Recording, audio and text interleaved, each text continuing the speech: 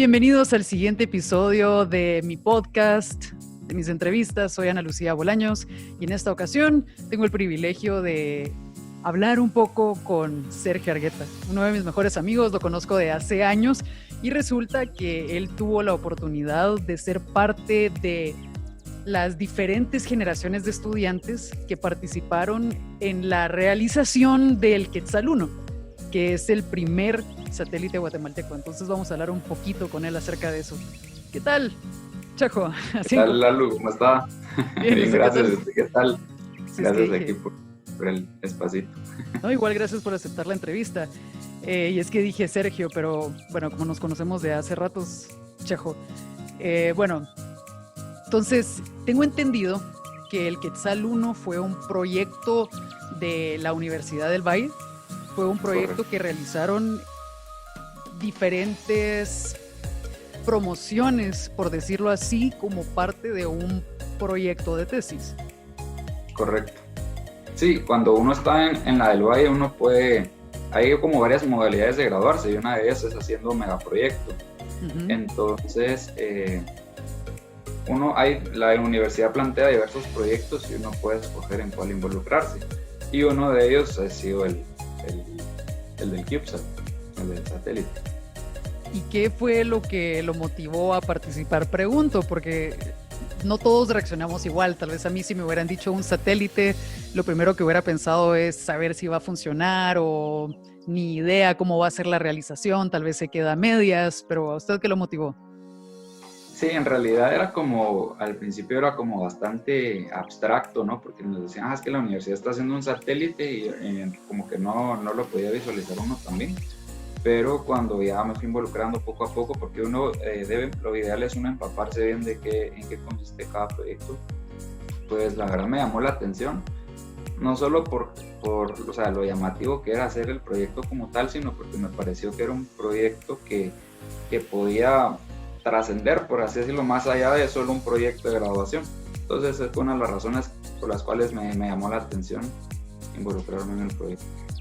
Sí, es cierto, y creo que a mí también me pasó cuando estaba haciendo mi tesis, que el hecho de que a uno le propongan algo que va más allá de solo hacer un papel, por ejemplo, o de que Correcto. solo lo va a imprimir y tal vez se va a quedar guardado en una repisa. Sí, no, y que suena llamativo también, es algo que debe sonar llamativo también cuando le preguntan ¿en qué estás trabajando? En un satélite, entonces suena como que curioso, ¿no? Entonces me llamó la atención. Suena interesante, y usted mismo mencionó que en un principio tal vez no lograba visualizar el proyecto o no se imaginaba si iba a funcionar o no. Creo que algo que nos pasa a muchos. Por un lado podemos poner el hecho de que aquí en Guatemala somos demasiado negativos, entonces casi que cualquier cosa que sea producto nacional, no todos, pero muchos de nosotros tendemos a rechazarlo, por así decir, o a pensar que no va a funcionar como nosotros creemos. Entonces, no sé, ¿cuál fue su impresión? O igual, ¿por qué se decidió a hacerlo?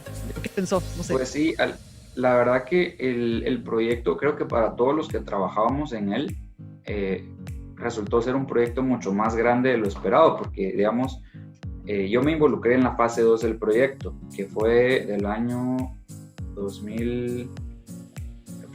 mediados del 2014 y todo el 2015. Entonces, en un principio se suponía que nuestro proyecto iba a terminarlo y en nuestro proyecto como que ya se iba a hacer el lanzamiento.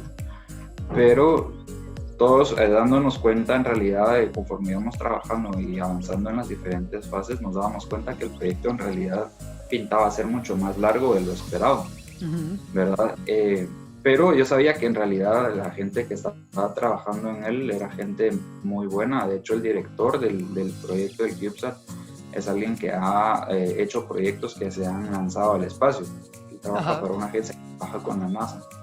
Entonces, él, digamos que nos llevó toda la metodología de la NASA para hacer proyectos. Entonces, era un proceso bastante riguroso, porque hasta el simple hecho como que escoger un tornillo o algo así, a ese tornillo había que hacerle un análisis, diferentes estudios y todo para determinar por qué ese tornillo y por qué no otro.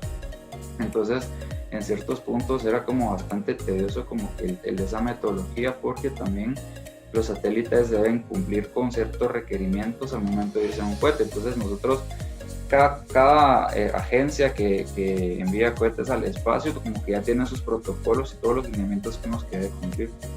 Entonces, la verdad que lo hizo bastante interesante, pero todos esos detallitos hicieron que el proyecto pintara a ser más largo. Pero, o sea, al final eso no era lo que importaba, siento yo, sino que lo que importaba era hacer un proyecto que fuera a tener éxito, ¿verdad? Sí. Entonces, sí, la verdad que una experiencia muy interesante y todo, y se alargó y todo, pero al final creo que valió la pena el resultado, porque también había muchas facetas, digamos, un tema importante era el tema económico, porque lanzar un cohete, un objeto de estos al espacio es sumamente caro.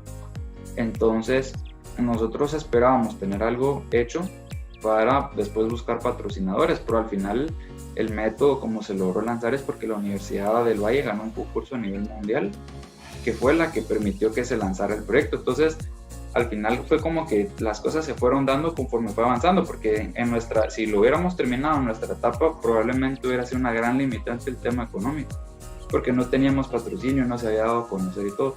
Pero el tiempo que pasó dio el tiempo suficiente para que el proyecto se diera a conocer lo suficiente y para que después pudiera darse ese concurso que al final fue el que permitió que el satélite se lanzara.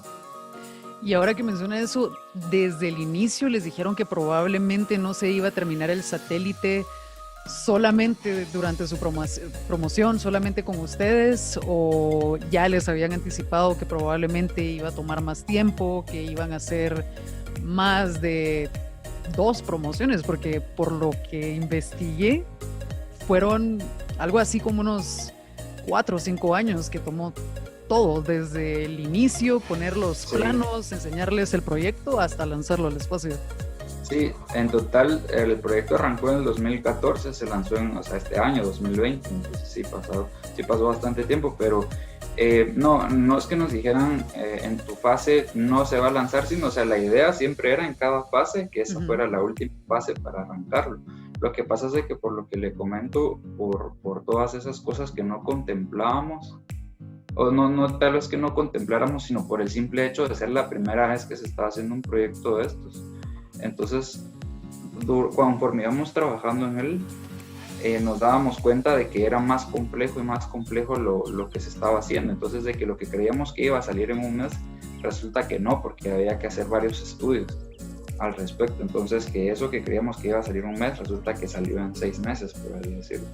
Y entonces, lo que sí, y además que hay un periodo de transición entre fase y fase, porque los de la fase 1 tuvieron un periodo de 6 meses para transmitirnos lo que ellos hicieron, ¿verdad? Para nosotros no arrancar de cero, por así decirlo. Y cuando nosotros íbamos a terminar, también había una transición de 6 meses para enseñarle a la nueva fase lo que nosotros habíamos hecho. Y de hecho esos 6 meses trabajábamos en conjunto para enseñarles a ellos los avances y lo que cada módulo había hecho. Bueno, y Checo, cuéntame, ¿qué se siente saber que puso su granito de arena, por así decirlo, en el proyecto? Pues en realidad fue algo bastante bonito, algo de bastante satisfacción. O sea, en realidad las fases que vinieron después de mí fueron los que a mi criterio hicieron como una tarea bastante titánica, porque ellos sí les tocó ir a hacer pruebas incluso a otros países y todo. Entonces, digamos que fue como un granito tal vez al inicio, pero o sea, los que participaron después, para mí, o sea, sí tuvieron, o sea, el gran mérito del final del éxito fue lo que lograron hacer en las fases futuras también. Pero no, o sea, la verdad que alegre, o sea, yo me metí a ver cuando estaban haciendo el lanzamiento del proyecto y todo esto, y la verdad que sí se siente satisfacción saber de que uno fue parte de él, y principalmente porque había una plaquita donde tenía los nombres de todos. Entonces, y pues ahí estaba mi nombre. Entonces, la verdad que bonito saber eso, ¿no? De que uno pudo participar en algo que tuvo bastante trascendencia en el país.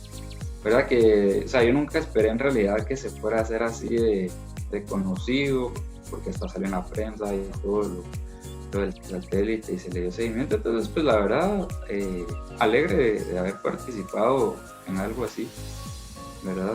contento, ¿verdad?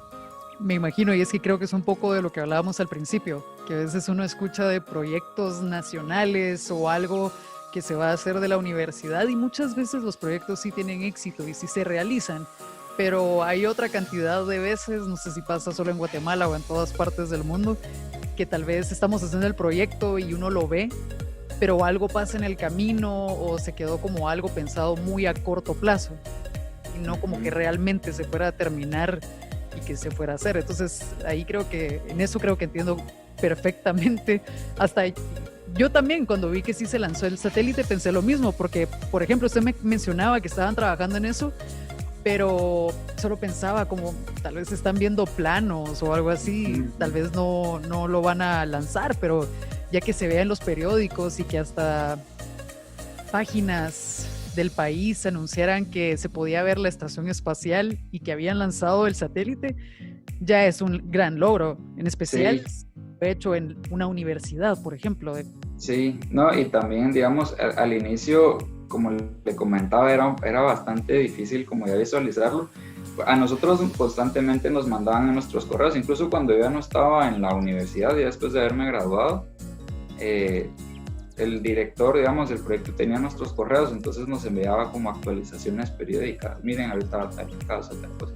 Entonces ahí le íbamos dando seguimiento, pero donde yo dije, esto de verdad se va a lanzar, fue cuando la universidad ganó el concurso, porque entonces, digamos, eso era una barrera bastante fuerte, o sea, porque el lanzamiento, si lo hubiéramos querido costear por medios propios, la universidad era carísimo, carísimo, ¿no? O sea, la universidad como tal no lo hubiera podido haber hecho, hubiera tenido que conseguir bastante patrocinio, pero cuando se dio eso de que la universidad ganó el concurso y que ya lo anunciaron de que se lanzaba así porque sí, entonces ahí fue donde ya como que se materializó todo y donde ya como que todos pudimos visualizar ese momento de lanzamiento. Antes de eso había sido todavía bastante ambiguo, sabíamos de que sí se iba a lograr hacer, pero el tema del lanzamiento se miraba como una barrera bastante alta, ¿verdad?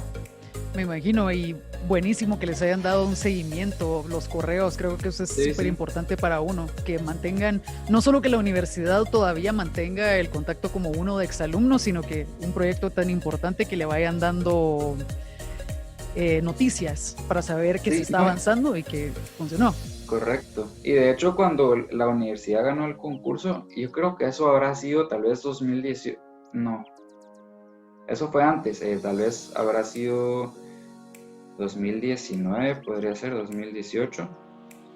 La universidad nos invitó a todos los que habíamos participado cuando la gente de la Agencia Espacial Japonesa llegó a entregar como que el contrato, por así decirlo, de lanzamiento. Entonces fue algo bueno. Qué genial. Y yo tenía una pregunta. Usted incluso varias veces mencionó que el satélite es un CubeSat. ¿Qué beneficios tiene para Guatemala o nos sirve de alguna forma? ¿Tiene algún propósito para el país? Sí, mire, la misión del CubeSat como tal es poder fotografiar desde el espacio cuerpos de agua o bosques y todo esto. Al final lo que tiene adentro el CubeSat es una cámara con un carrusel de filtros. Entonces lo que permite esto es tomar fotografías en diferentes espectros lumínicos. Entonces en diferentes espectros lumínicos usted puede ver, por ejemplo, si usted le toma una fotografía al agua en ciertos espectros lumínicos, usted puede ver si tiene presencia de cianobacteria, por así decirlo, que era el principal objetivo, o sea, el poder ver la cianobacteria del lago de Atitlán.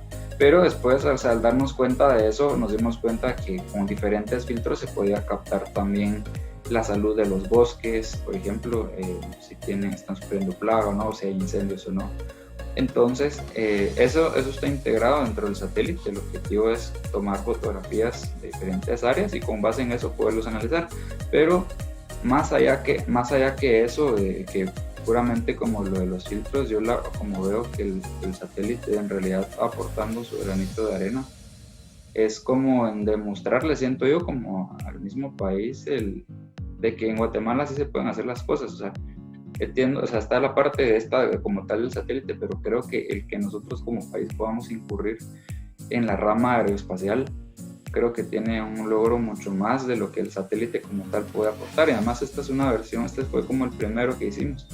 pero se tiene a meta como que esto sea proyectos, o sea, de hecho ya se está planeando un segundo satélite, pero la idea es abrir esa rama en Guatemala, que creo que eso es más importante, porque el adquirir ese conocimiento científico, el que el país incurra en algo que va más allá que solo como las necesidades básicas, sino incurrir en ciencia, incurrir en investigación y desarrollo, es un peldaño bastante fuerte en el tema de educación.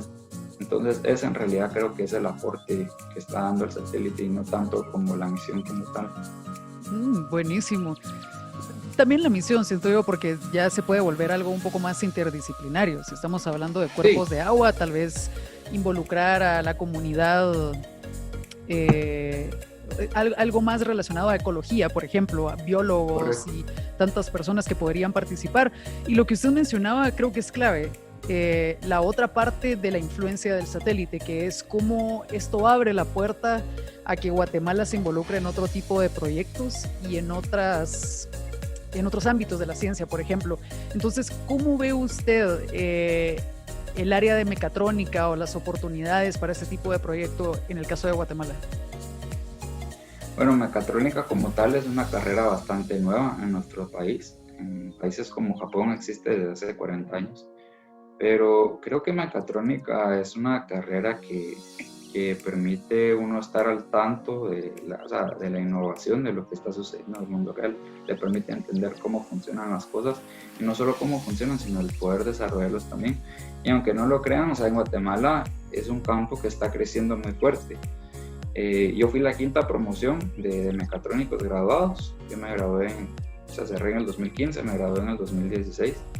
Pero a partir de ahí la población, digamos, estudiantil de mecatrónica cada vez viene creciendo. Yo cuando me gradué éramos 35, ahorita ya se gradúan tal vez 80 o 100 por promoción.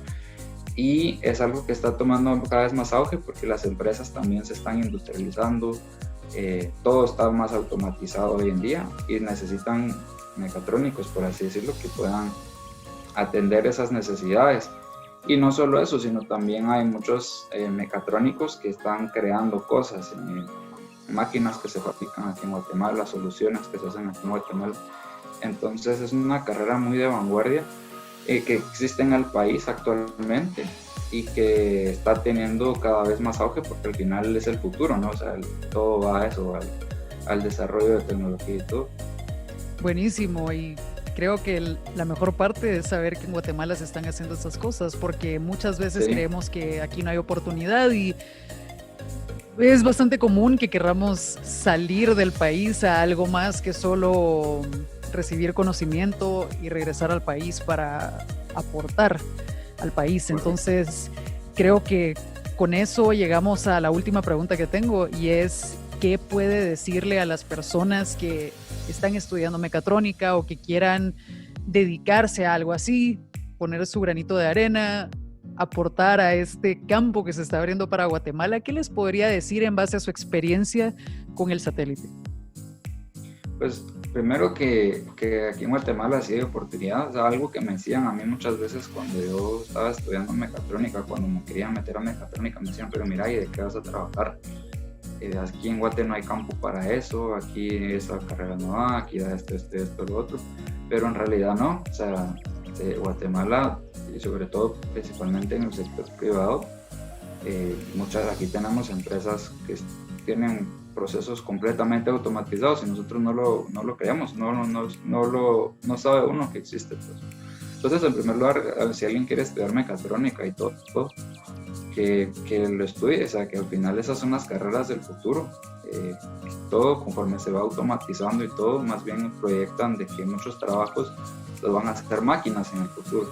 Pero mecatrónica es una carrera que está a la vanguardia porque los mecatrónicos son los que hacen, digamos, en parte muchas de esas máquinas y todo, y además está involucrado en todo el proceso de desarrollo tecnológico. Y yo creo que para que nuestro país salga adelante se necesita más gente que estudie estas carreras, que tenga esa visión, por ejemplo, de hacer un satélite o proyectos similares o que puedan trascender. Entonces, yo creo que eso es lo rico de una carrera como mecatrónica, ¿verdad? Y al final siento que es mucho de imaginación también, y poder soñar, hacer un proyecto y llevarlo a cabo.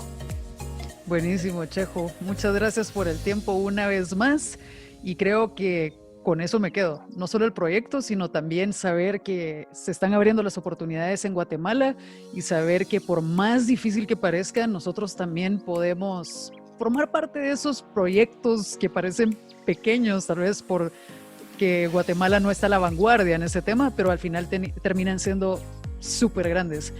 Así que, Correcto. nuevamente, gracias. Y los demás. No, gracias a ustedes. Gracias, Checo. Gracias a usted, Lalo. Y los demás, quienes estuvieron escuchando este episodio, pendientes a la siguiente entrevista.